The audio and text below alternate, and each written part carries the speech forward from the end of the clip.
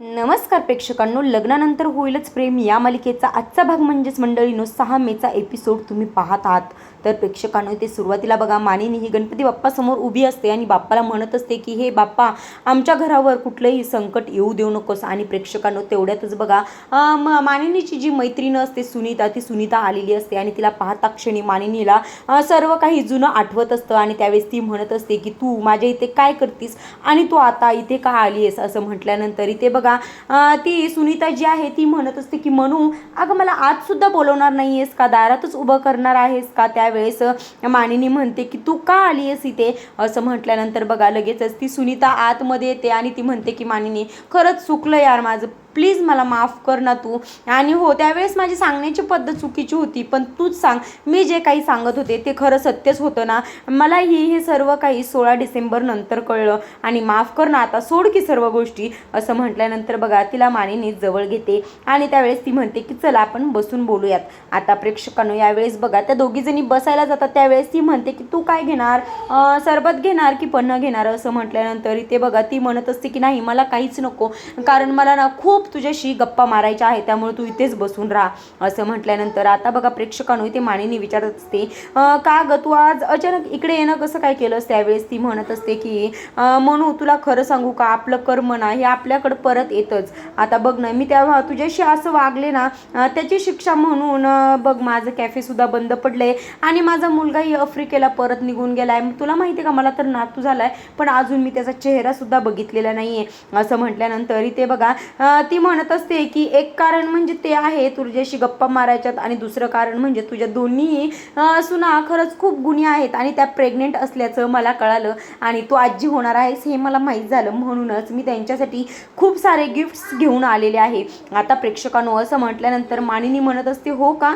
पण तुला हे कसं काही कळालं ग. त्यावेळेस ती म्हणत असते की मनू, तुला खरं सांगू का, आपलं जग हे खूप छोटं आहे, पण ना ज्या मेड्स ज्या आहेत ना त्या खूप मोठ्या आहेत.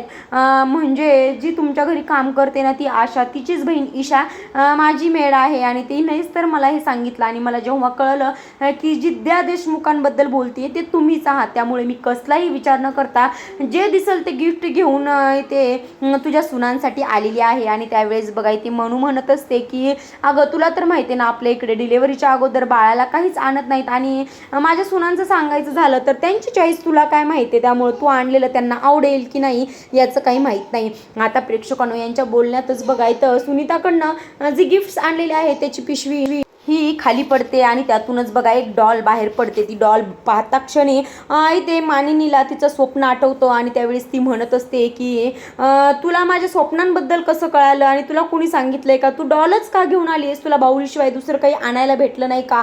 अगं किती वेळा सांगायचं तुला, लहान मुलं जन्माला येण्याच्या अगोदर त्यांचं काहीही आणायचं नसतं, तू बाहुलीच का आणली आहेस, याच्या मागं काय तुझं कारण आहे, तुला दुसरं काही गिफ्ट घेतलं नाही का. त्यावेळेस बघा इथे सुनीताला काही कळतच नाही आणि ती म्हणत असते की अगं मनू काय झालं, तू एवढी का चिडतीयस, त्यात काय झालं, मी गिफ्ट घेऊन आले आणि डॉल खूप छान आहे म्हणून घेऊन आले, आणि काय झालं तू एवढी चिडचिड का करतेस. आता प्रेक्षकांनो बघा तेवढ्यातच आशा येते.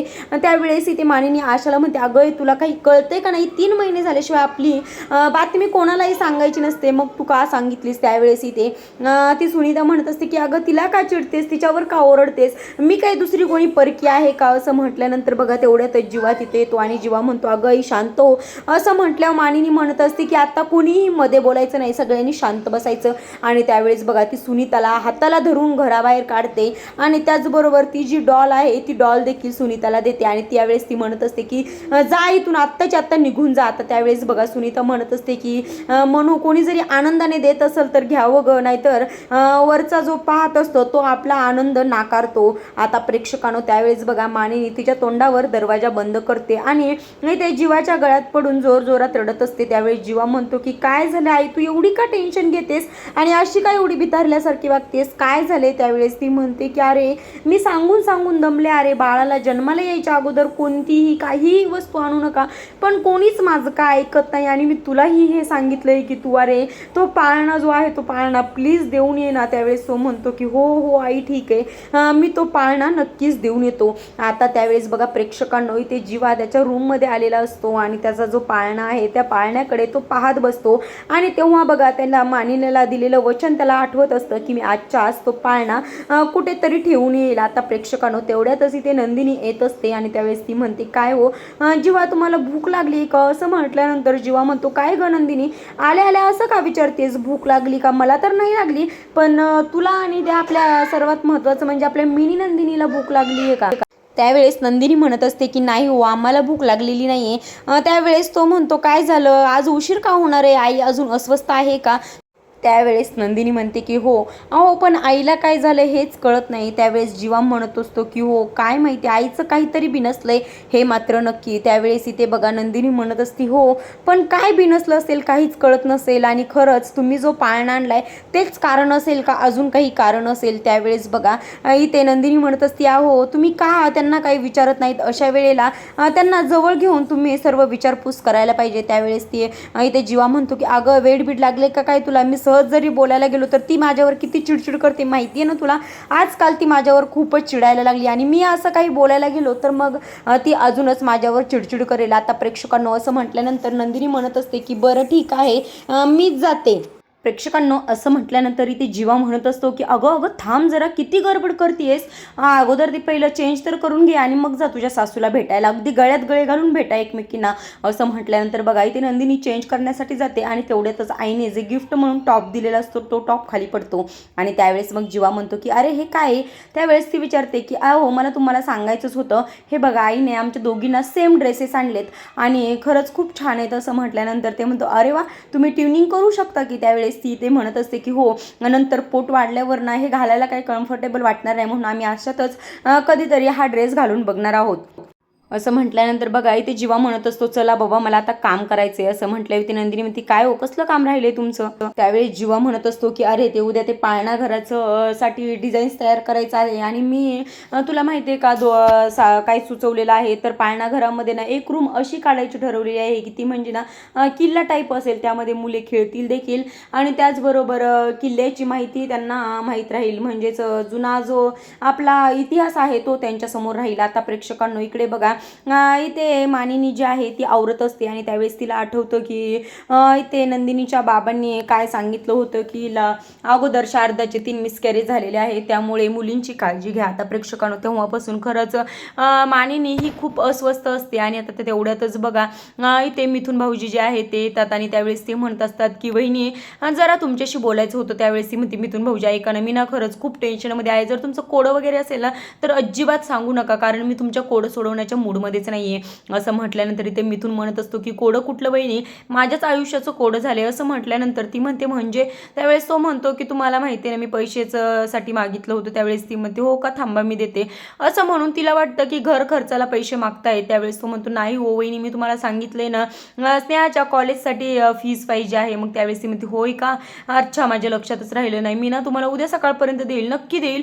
असं म्हटल्यानंतर बघा इथून मिथून तिथून निघून जातो आणि तो गेल्यानंतर इथे बघा मानिनी स्वतःच विचार करत असते की मी मिथुन भाऊजीशी उगाच असं बोलले आणि सर्व राग जो आहे तो मी त्यांच्यावर काढला. आता प्रेक्षकांनो इथे मिथुनला बोलण्यासाठी म्हणून मानिनी बाहेर पडणार, तेवढ्यातच बघा वसुंधरा तिथे येते आणि त्यावेळेस ती म्हणते की मिथुन नाही मी आली आहे. त्यावेळेस इथे ती म्हणत असते की अगं मानिनी तुला काही कळतंय का नाही, त्या सुनीताला तू घरातच का घेतलंस. असं म्हटल्यानंतर ती म्हणते ऐका ना ताई मी ना खरंच खूप टेन्शनमध्ये आहे आणि तुमच्याशी ना या विषयाबद्दल बोलण्याच्या अजिबात माझं मूड नाही आहे आणि त्याचबरोबर मला तुमच्याशी वाद घालण्याचा सुद्धा मूड नाही, प्लीज ऐका ना तुम्ही जा इथून. असं म्हटल्यानंतर ती म्हणते की तू जा. असं म्हटलं ती म्हणते काय. तेव्हा इथे वसुंधरा म्हणत असते की अगं मी म्हणत असते तू गुरुजीकडे जा कारण मी बघते की काही दिवसांपासून तुझं वागणं जे आहे खरंच खूप बदललेलं आहे, मग तू जाऊन एकदा गुरुजींशी विचारपूस करून ये. आणि काय बाई ते गुरुजी मागच्या वेळेस आलते तेव्हा उगाच मला काहीतरी कोडच घालून गेलेत. त्यावेळेस इथे मानिनी म्हणते काय झालं काय सांगितलं गुरुजींना. त्यावेळेस ती म्हणते नाही नको जाऊ दे उगाच तू टेन्शन घेशील. असं म्हटल्यानंतर मानिनी म्हणते की सांगा हो उगाच ताई ताकाला जाऊन भांडं लपवण्याचा प्रयत्न करू नका, सांगा पटकन. असं म्हटल्यानंतर इथे बघा वसुंधरा सांगते काय नाही अगं गुरुजीने मागच्या वेळेस म्हणले की काव्याच्या हातात मला बाळ तर दिसतंय पण ते तिचंच आहे असं का गुरुजी म्हणले नसतील. मला तर बाई खरंच कोडच पडले आणि मला ही खूप टेन्शन आले असं म्हटल्यानंतर बघा ती तिथून निघून जाते. आणि आता अजून मानिनीला जास्त टेन्शन येत असतं. आता प्रेक्षकांनो इकडे बघा विजय जो आहे तो बर्गर खात बसलेला असतो आणि ते सासू आली म्हटल्यावर लगेच तिला ही बर्गर खायला तो देत असतो. त्यावेळेस ती म्हणते की नाही माझं ना अजिबात काही खाण्याचा मूडच नाही. त्यावेळेस विजय म्हणतो काय झालंय तुमची काय चिडचिड होते. त्यावेळेस ती म्हणत असते की अहो आपण ठरल्याप्रमाणे काहीच होत नाही कारण उद्या घरातून कोणच बाहेर जाणार नाही. गेली तर मानिनी जाईल आणि जीवा एखाद्या वेळेस जाईल पण बाकीचे सगळे घरातच असणार आहेत असं म्हटल्यानंतर विजय म्हणते नाही हो नाही सगळे जाणार. त्यावेळेस ते म्हणते सगळे जाणार पण ते मिथूनचं काय. तो मिथून तर अगदी घराला पालीसारखा चिकटून बसलेला आहे तो काही जाणार नाही असं म्हटलं. बघा प्रेक्षकांना इथे विजय म्हणत असतो की जाणार तोही जाणार पण तुम्हाला मात्र थोडासा खर्च करायला लागेल असं म्हटल्यानंतर वसुंधरा म्हणते काय खर्च कशासाठी म्हणजे नेमका काय प्लॅन आहे तुमच्या डोक्यामध्ये. मग आता प्रेक्षकांनो त्यावेळेस विजय सांगतो की आहे तुम्ही फक्त पैसे द्या. आता प्रेक्षकांनो इथे बघा मानिनीने इथे मिथूनला पैसे दिलेले नाही त्यामुळे तो जरा टेन्समध्ये असतो आणि तेवढ्यातच विजय जो आहे तो इथे येत असतो आणि तो म्हणतो की देहाची तिजोरी असं म्हणत आतमध्ये येत असतो. आता प्रेक्षकांनो इथे बघा मिथून म्हणत असतात की घरातली साऊंड सिस्टीम बंद पडली म्हणून तुम्ही गाताय का. अच्छा अच्छा छान आहे छान आहे बट आय डोंट लाईक दिस तुम्ही हे गाताय ते असं म्हटल्यावर तो म्हणतोय की अहो मी काय म्हणते तुम्हाला कळतच नाही. देहाची तिजोरी हे गाणं गातोय जरा काही कळतंय का नाही. त्यावेळेस ते म्हणतात हां छान आहे की ते गाणं वा गा गा गा असं म्हटल्यानंतर तो म्हणतो काही अक्कल वगैरे आहे का नाही. बरं ते सोडा मग तुमच्या त्या हॉस्टेलची फीस काही भेटली का नाही अजून त्याचं काय. त्यावेळेस लगेचच बघा मिथूनचा चेहराच पडतो आणि असाच चेहरा इथे विजयला पाहायचा असतो. तो म्हणतो आत्ता कसं आत्ता आला खरा मिथून बाहेर. आता प्रेक्षकांनो त्यावेळेस तो म्हणत असतो की माझ्याकडे पैसे आहेत तुम्ही फक्त मदतीचा हात पुढं करा. आणि त्यावेळेस तो म्हणतो की नाही मला मानिनी वहिनी देतील. आता त्यावेळेस विजय बघा मानिनीच्या विरोधात इथे मिथूनला भडकवत असतो आणि तो म्हणतो की मी स्वतः ऐकलंय की मानिनी वहिनी बाहेर सर्वांना म्हणत होत्या की मिथून एवढं वय झालंय तरी 1 रुपये कमवायची अक्कल नाही ना असे सर्वांना ओरडून ओरडून सांगत होत्या असं म्हटल्यानंतर तो म्हणतो की नाही शक्यच नाही मानिनी वहिनी असं बोलणं शक्यच नाही. त्यावेळेस इथं तो म्हणतो की देशमुख काय आहेत हे तुम्हाला माहितच नाही. आता प्रेक्षकांनो इकडे बघा इथे काव्य आणि पार्थ झोपलेले दाखवत असतात आणि खरंच इथे काव्याला काहीतरी घडणार आहे असे सिच्युएशन मध्ये ते दाखवत आहेत परंतु इथे काहीही झालेलं नाही. आणि इथे बघा काव्या पडता पडता वाचलेली असते म्हणजे पार्थने तिला स्वतःकडे ओढलेलं असतं आणि प्रेक्षकांनो त्याच क्षणी इकडे बघा मानिनीच्या रूममध्ये तिला स्वप्न पडत असतं आणि ती स्वप्न पडल्यानंतर लगेचच उठते. आता प्रेक्षकांनो इथे असं का दाखवतात काही माहित नाही. इकडे हिला स्वप्न पडत असतं आणि इकडे मात्र हे दोघे जण झोपलेले दाखवतात म्हणजे काहीतरी अघटित घडणार आहे हे मात्र इथे मानिनीला कळून येत आहे. आणि त्यावेळेस ती म्हणते की सारखे सारखे मला असे स्वप्न का पडतात. आणि त्यावेळेस बघा प्रेक्षकांनो ती इथे टाईम बघत असते तर खरंच पहाट झालेली असते आणि असं म्हणतात की पहाटेची स्वप्न खरी होतात असा विचार इथे मानिनीच्या डोक्यामध्ये चालू असतो. आता प्रेक्षकांनो दुसऱ्या दिवशी इथे बघा मानिनी ही जीवावर खूप चिडलेली असते आणि त्यावेळेस ती म्हणत असते की तू अजूनही पाळणा नेऊन दिलेला नाहीस. आता प्रेक्षकांनो त्यावेळेस जीवा म्हणतो की देतो बाई देतो नाहीतर अडगळीच्या रूममध्ये तरी नेऊन ठेवतो तू प्लीज शांत हो असं म्हटल्यानंतर पार्थ म्हणतो की आई तू एवढी का चिडचिड करतेस ठीक आहे ना अगं मी सुद्धा असं म्हटल्यानंतर लगेच ती म्हणते मी सुद्धा म्हणजे काय. त्यावेळेस इथे पार्थला सांगायचं असतं की मी सुद्धा बाळासाठी टी-शर्ट आणि शूज आणलेत परंतु तिची ही चिडचिड पाहून पार्थ देखील सांगत नाही. त्यावेळेस तो म्हणतो मी सुद्धा हेच सांगतोय जीवाला की तो पाळणा लवकरात लवकर नेऊन दे.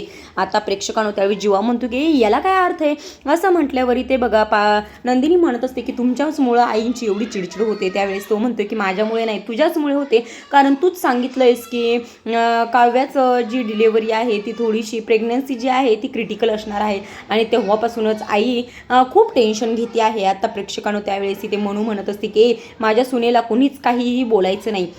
आणि असं म्हटल्यानंतर बघा ती इथून जाणार असते आणि त्यावेळेस ती म्हणते की मी आता गुरुजीकडे जाऊन येते. त्यावेळेस इथे पार्थ म्हणतो की का गुरुजी पाळणा घेऊन जाणार आहेत का असं म्हटलं. ती म्हणते हां करा करा तुम्ही फक्त माझीच चेष्टा करा असं म्हणून प्रेक्षकांनो ती जायला निघते पण तेवढ्यातच मिथून जे आहे ते तिथे येतात आणि मिथूनला ती टाळत तिथून निघून जाते. आता विजय नाही ते मिथूनच्या डोक्यामध्ये मानिनीबद्दल काहीतरी पेरलेलं आहे आणि त्यामुळे त्याच्यावर मानिनीचं हे जे वागणं आहे ते बघून अजूनच मिथूनला जरा खटकतं. आता प्रेक्षकांनो त्यावेळेस इथे पार्थ म्हणतो की का काय झालं काका काही बोलायचं होतं का तुला. त्यावेळेस तो म्हणतो की नाही मला काहीही बोलायचं नाहीये असं म्हणून तो तिथून रागाने निघून जातो. आता प्रेक्षकांनो आपण उद्याच्या भागामध्ये पाहणार आहोत की काव्या ही पायऱ्यांवरून घसरून तिच्या बाळाच्या जीवाला काही धोका पोहोचेल का.